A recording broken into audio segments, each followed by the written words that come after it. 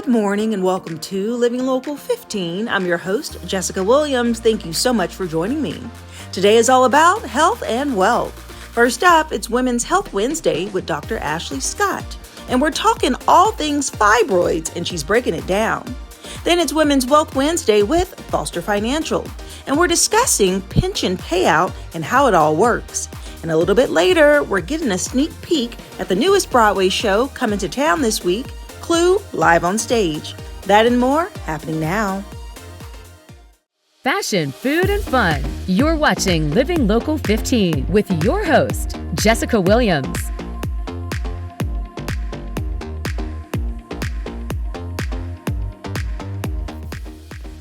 This segment sponsored by Femme Medical Spa.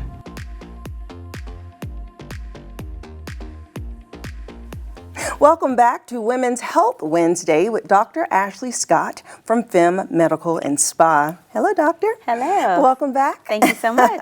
Yes, okay, so on these Wednesdays, we're going to highlight things that women are going through, things that are not being talked about but need to. Yes. And you have such experience and through your profession and so much knowledge, I can't wait to hit on these topics. Okay, me too. I'm ready for whenever you got questions. Okay, good. Okay, so today let's hit on fibroids. Okay. I think that's a major thing. It's something that impacts women at a higher rate than people realize. And it's not until you start talking to your girlfriends or just sharing symptoms with your doctor that you realize it. So what are fibroids? So fibroids are benign masses that can grow in the uterine cavity or in the uterine musculature.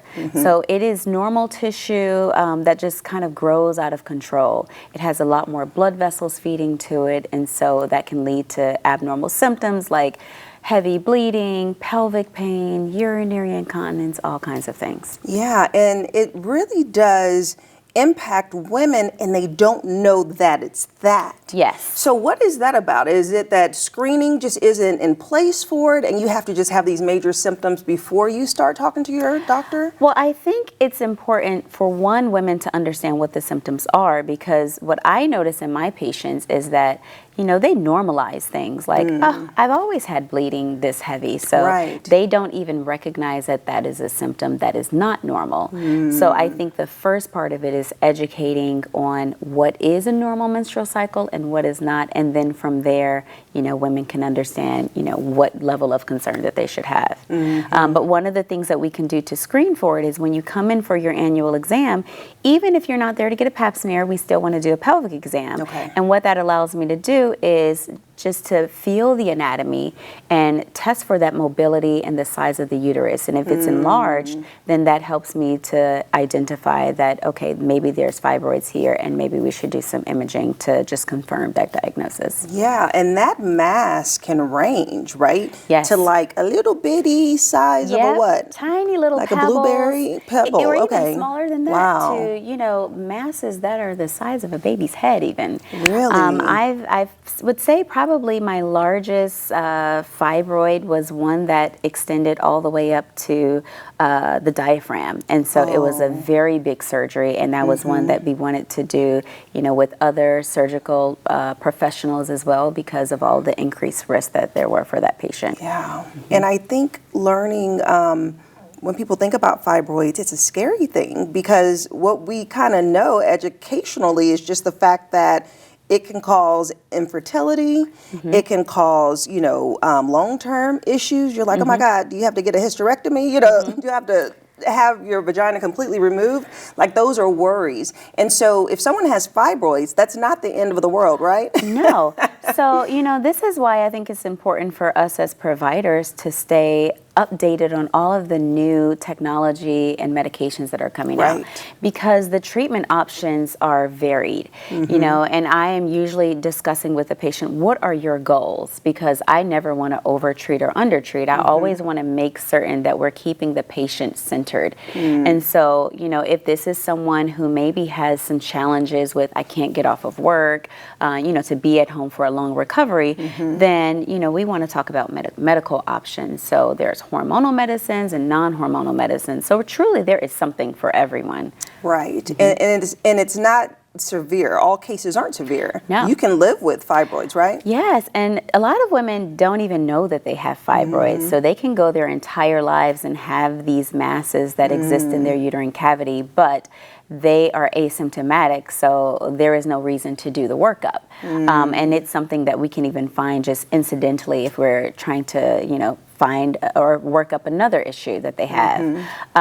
But, typically, if patients are symptomatic, they're usually complaining of heavy, prolonged menstrual bleeding. So that is usually the menstrual pattern that we see with fibroids. There are other ways that people can have abnormal bleeding, like bleeding in between periods, but I usually am not thinking of fibroids when I think of bleeding of that nature. So that's the main symptom. What about pain? Is it called cause pelvic pain? Yes, and so the pain a lot of times is dependent on the location and the size of the fibroid. So obviously larger fibroids can compress against other organs and that can increase your discomfort. Also fibroids that are lower in the pelvis, that can be a lot more uncomfortable because it can feel like a constant pressure symptom. Right. So when I am doing imaging, it's important for me not just to know that there are fibroids there, I want to know exactly where in the uterus are they, because that is what is helping to drive my counseling and drive what management that we're going to do. Yeah, okay. So there's a lot of options, and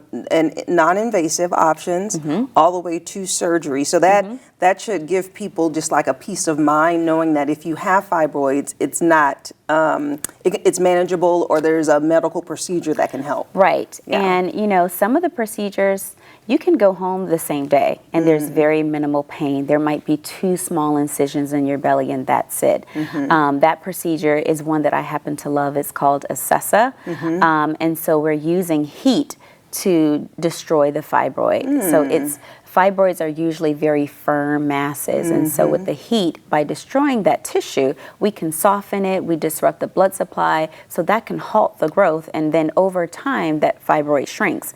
And so the beauty of that is, let's say this is a single mom who needs to manage her symptoms, but also, she has kids to take care of. Yeah. Well, if she can have a surgery like that, she is back to her normal routine within a few days or up to a week. Oh, wow. So not only have we fixed the issue for her, she didn't have to take off time from work to have it done. I love that. Oh, so much hope. Yes. So much hope. Okay, we can talk forever about fibroids. Yes. This is something that we have to revisit and dig in deeper. So thank you so much for your knowledge and information today. Absolutely. And if you would like more information about Femme Medical and Spa, we'll have their website listed below, and I'll see you after the break. This segment sponsored by Femme Medical and Spa.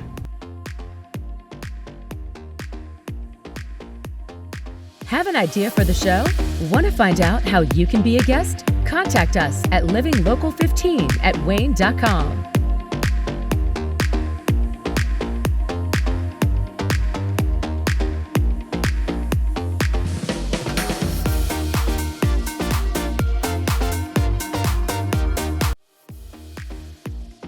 This segment sponsored by Foster Financial.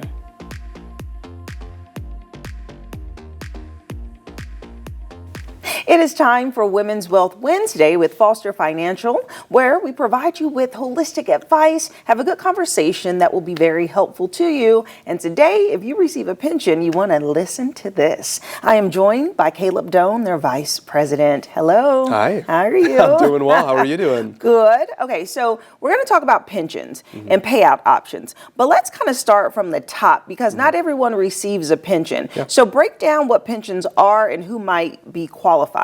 Yeah. So, pensions are what they call defined benefit programs. And so many people are used to defined contribution programs like 401ks, where the employer says, hey, if you contribute X amount, I'm defining how much I'm going to contribute to your 401k. So if you put in 4%, I'll put in 4%. A defined benefit plan, which is a type of pension plan, or a pension plan is a type of defined benefit plan rather, is the company saying, hey, we're going to give you X amount of benefit every year in retirement when you eventually retire based on your years of service, the amount of money that you had made while you were here, and all of that. So that's where that pension plan comes into play. They're not terribly common in the private sector anymore, unfortunately. still relatively common in the public sector. So I mean, public teachers, firefighters, police officers, they often still have pension programs. Okay. Or if you've been at a company for 35 years, maybe they had a pension program that you're still enrolled in from way back then. So these are great, retirement planning tools that we have, because it gives you a certain amount of stable income every month in retirement. But there's a really big decision when you retire, and it's how you want to receive your pension. Because, sorry, go ahead. No, I was going to say, before we get into the options, it's just so fascinating thinking about the actual pension, because I know growing up, you would hear about it, you would see it on TV shows, and it's something that you kind of look forward to having longevity at a company, and you just don't see that anymore, because people would know if they have pension options, correct? Yeah. Like if they're under a pension. Right. Okay. Yeah, that's typically a pretty big selling point to staying at the company, and so, usually people are very much aware. And there's pros and cons to the pensions too, right? I mean, it's a really great benefit, because you get, a decent amount of money in retirement every month from that pension. Maybe a con could be that it's a little bit like the golden handcuffs at the company, where you feel like you really don't have the ability to switch jobs if you're not fully vested in the pension. So I mean, there's pros and cons on both sides of it. But I mean, let's say that somebody has worked at the company for 35 years, they love their job, and now it's time to retire and start the pension benefits. They are confronted with a pretty big decision, and you cannot change this decision once you make it, and it's how you're going to receive your pension. There are a few different pension payout strategies that are available to you, and again, each have kind of different pros and cons. The most straightforward one is a straight life pension, where it says, the company says, hey, we will pay you $5,000 a month, every month for the rest of your life. That's kind of the simplest and most straightforward. There's typically another option there, if you're married, called the 100% joint and survivor option. And that says, we will give you $4,500 per month, every month for the rest of your life. But if you pass away and your spouse is still living, we'll also give your spouse that $4,500 per month until they pass away. So it covers your spouse in that scenario, but you're paying $500 a month to get that benefit, right? Because you're taking a $500 reduction in order to cover your spouse. Because the first option is pension payout to you only, and once you pass away, your spouse doesn't get anything. Right. Yep. So you're kind of, hit with this decision of, all right, well, am I going to outlive my spouse? Is my spouse going to pass away before me? Am I going to pass away before her? And it can be a really difficult decision, because, nobody knows that. Yeah, you don't know, right? It's kind of the same thing with turning on Social Security. It's like, all right, tell me when you're going to pass away, and I'll tell you exactly when you need to turn on Social Security. But there's a lot of unknowns with that. And so a lot of times people will default to taking that 100% joint and survivor option, and so you're getting, $500 less per month of that benefit. And there are a lot of kind of issues, I guess, with choosing that option. Let's say, I choose that option, I'm getting the $4,500 a month, and then 2 years into retirement, my spouse passes away. Right, that's what I was thinking, So now it's like I'm getting $500 less every month, and I'm really not getting any additional benefit from that reduced payout, because I don't have a spouse anymore that's being covered, and you're still locked into it. They don't come back and say, hey, we'll bump you back up to the $5,000. It's an irrevocable decision that you make there. And so there are a lot of different planning strategies that we'll use. Again, we'll look at clients' health and all that to kind of determine what should be done. We'll also look at other ways of covering the spouse instead of taking that 100% joint and survivor option. So we could say, hey, let's take that straight life option. You get the full $5,000 per month, and what if we take $500 of that per month and we fund a life insurance policy for the spouse? And maybe that $500 a month will cover a really good life insurance policy, so that if that spouse with the pension passes away, the lump sum benefit is more than enough to cover that spouse's needs for the rest of retirement. And then in that scenario, if you're funding a life insurance policy, if that other spouse were to pass away, you could just cancel the life insurance policy, and now you're no longer paying the $500 per month, and you're back to receiving the full $5,000. So there's a lot of different options that we look at with clients, but I see that these pension payout strategies can really trip a lot of people up. And again, they'll just default to, hey, I heard that my coworker had selected this option, Right. or the benefits coordinator at work kind of gave me this advice, but they really don't know your financial situation intimately, and that's where a financial advisor can come in and say, look, I know your health history, I know your risk, I know your tax brackets, I know your goals, I know your kind of family history for longevity. Here's what your tailored recommendation is going to be in this scenario, and then we can go from there. Interesting. Well, I was going to ask, what if you have, so the spouse is getting the pension, you're paying the $500 to have your survivor spouse covered. Your survivor spouse passes away. You get remarried. Right. Does that spouse still, do they get under that plan, or did it have to be the first spouse? Typically has to be the first spouse. Really? Yeah, and different pensions kind of have different rules on this too, but a lot of times the kind of cost that they're charging you, that $500, is based on the age of your previous spouse. So they'll look at the age of your first spouse when you elect the pension. Sense, yeah. And if your spouse is 30 years younger than you or something, they're going to say, hey, we're going to charge you a lot for this because the likelihood that we're going to have to pay out for a long time is higher. And so it's based on that original spouse, and then typically it doesn't cover a new spouse. But every pension plan can be a little bit different. Yeah. That's why we look into it when we're doing a plan for somebody. That's fascinating. And then just one last thing about pensions. You see sometimes that people invest their time into a company, they have a pension set up, but then you hear like, oh no, the company went under, or their pension account got lost or taken away. How often does that happen? Is that a real thing or just on TV?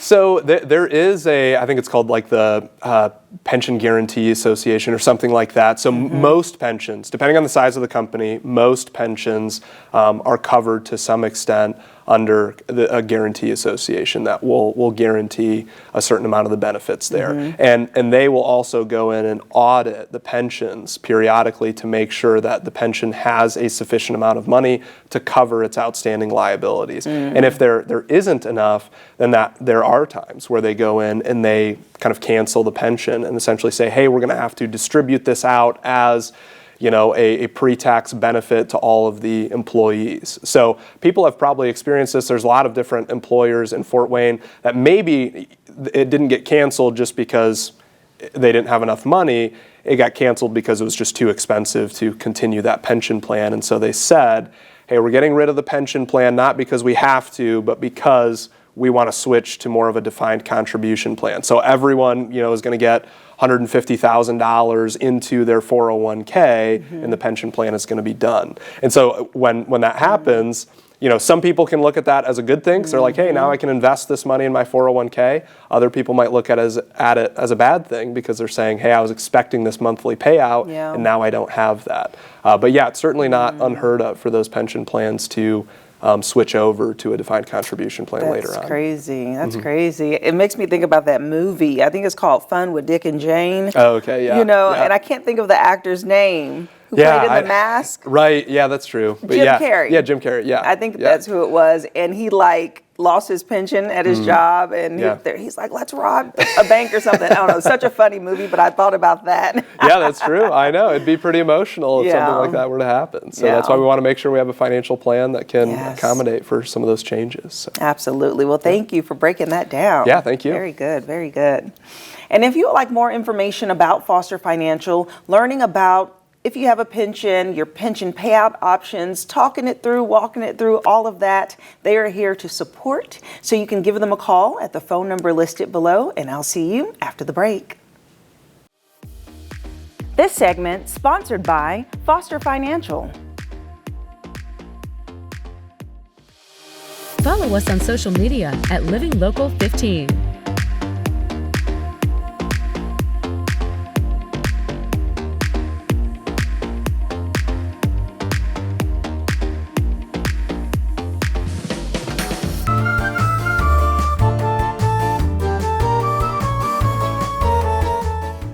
Get ready for an evening of mystery, mayhem, and non-stop laughs because Clue, live on stage, is coming to town on April 2nd and 3rd to the Embassy Theater. Based on the iconic board game and classic film, this hilarious whodunit brings your favorite characters to life. Imagine Miss Scarlet, Colonel Mustard, Professor Plum, and more, all racing to solve a murder before the night is over. With clever twist, outrageous comedy, and a fast-paced story that keeps you guessing until the very end, this is one show where everyone's a suspect and no one is safe. And I have a sneak peek just for you. Let the game begin. A candlestick? What's this for? A wrench. A lead pipe? A dagger? A revolver. Ah! A snake! Oh no, it's a rope.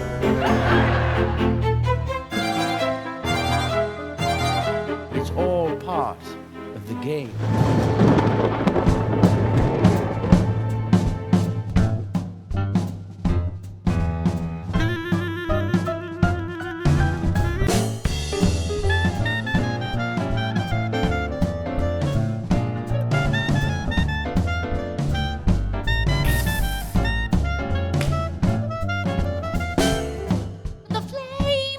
To make a long story short,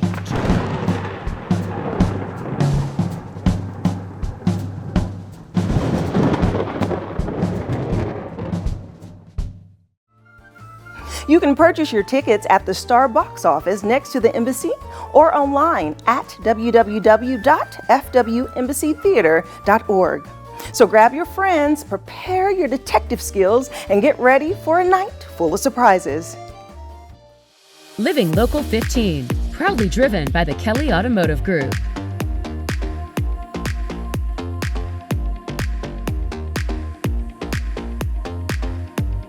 Go to the Living Local 15 page on WANE.com for recipes from the show, to watch a segment again, and to get information on products and services featured on Living Local 15. Content segments during today's Living Local 15 were paid for by these sponsors.